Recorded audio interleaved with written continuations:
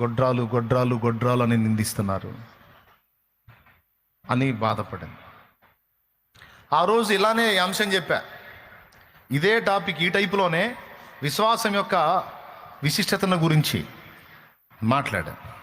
సోదరి, నేను నీ మీద చేయి ఉంచుతాను, నీవు నీ విశ్వాస నేత్రాలతో నీ చేతిలో ఒక శిశువుని చూడగలవా అన్నాను. డాక్టర్లు చెప్పుండొచ్చు, నీకు సంతానం కలగదమ్మా, నీకు సమస్య ఉంది అని చెప్పారు. నిరీక్షణకు నీకు ఆధారం లేదు. కానీ విశ్వాసం అంటే ఏంటో తెలుసా? నిరీక్షించబడేటువంటి వాటి యొక్క నిజస్వరూపం.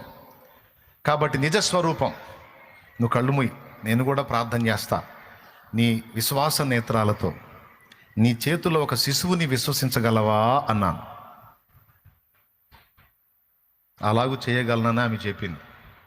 అప్పుడు ఆమె మీద చేయి ఉంచాను. ఇప్పుడు నువ్వేం విశ్వసిస్తున్నావు? దేవుడు నాకు సంతానం ఇస్తాడని విశ్వసిస్తున్నావా, నాకు అనుగ్రహించాడని విశ్వసిస్తున్నావా అని అడిగాను. దేవుడు నాకు అనుగ్రహించాడు, నా చేతిలో దేవుడిచ్చిన శిశువుని నేను చూచుచున్నాను అందాను.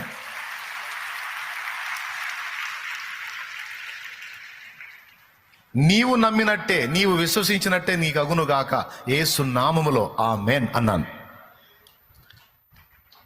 మీరు నమ్మండి, నమ్మకపోండి, ఒకరు కాదు 2 పిల్లలు పుట్టారు ఆమెకి.